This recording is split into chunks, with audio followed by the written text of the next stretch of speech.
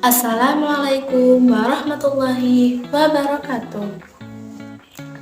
Halo semuanya, perkenalkan nama saya Mar'atus Soleha dengan NIM 86055738 dari UPJJ Pokjar Sunan Kalijogo, Lumajang, Cabang Jember. Prodi Pendidikan Guru Sekolah Dasar PGSD.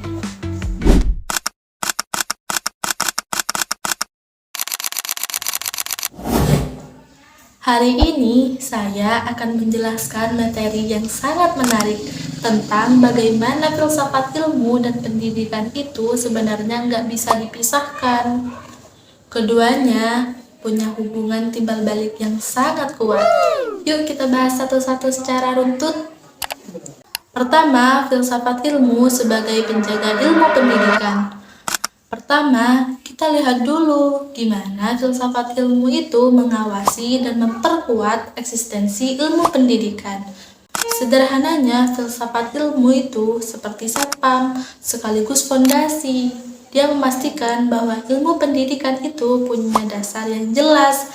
Tanpa filsafat ilmu, pendidikan mungkin cuma jadi sekedar kebiasaan tanpa arah. Filsafat ilmu memperkuat sisi keilmiahan pendidikan dengan memberikan kerangka berpikir yang logis. Jadi, apa yang diajarkan di sekolah atau di kampus itu bukan asal-asalan, tapi punya landasan teori dan nilai yang kuat. Yang kedua, pendidikan yang bermakna memperkuat filsafat ilmu. Sebaliknya, pendidikan juga punya peran buat filsafat ilmu. Pendidikan yang bermakna, maksudnya pendidikan yang gak cuma hafalan, tapi benar-benar dipahami nilainya akan melahirkan pemikiran-pemikiran kritis baru. Dunia pendidikan adalah laboratorium bagi filsafat ilmu. Masalah-masalah baru yang muncul di kelas atau di sistem pendidikan menuntut filsafat ilmu untuk terus berkembang dan mencari jawaban-jawaban baru. Jadi, praktik pendidikan yang baik secara otomatis bakal memperkaya teori-teori dalam filsafat ilmu itu sendiri. Yang ketiga, filsafat ilmu sebagai pisau analis. Nah, poin ketiga ini seru. Kenapa filsafat ilmu disebut sebagai pisau analis?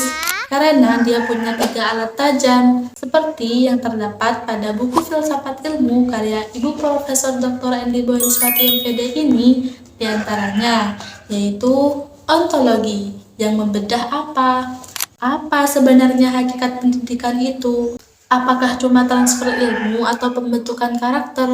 Yang kedua, epistemologi, yang ini membedah bagaimana cara kita mendapatkan ilmu pendidikan tersebut, metodenya valid atau enggak.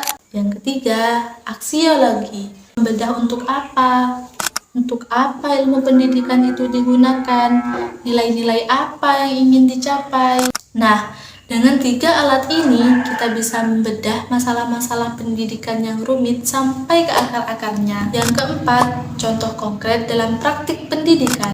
Biar lebih jelas, mari kita lihat contoh nyatanya dalam kurikulum Merdeka yang sekarang kita gunakan. Secara ontologi, kurikulum ini memandang siswa sebagai subjek yang punya potensi unik, bukan botol kosong yang cuma diisi. Secara epistemologi, pembelajaran dilakukan lewat proyek dan eksplorasi, bukan cuma dengerin ceramah. Nah, secara aksiologi, tujuannya jelas, yaitu untuk membentuk profil pelajar Pancasila yang punya karakter kuat.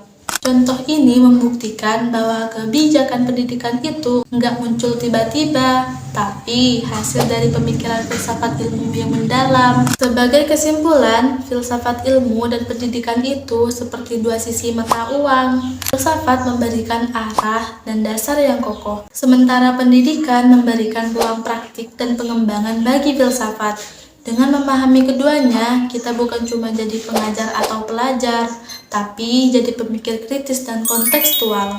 Sekian presentasi dari saya, semoga bermanfaat dan terima kasih. Wassalamualaikum warahmatullahi wabarakatuh.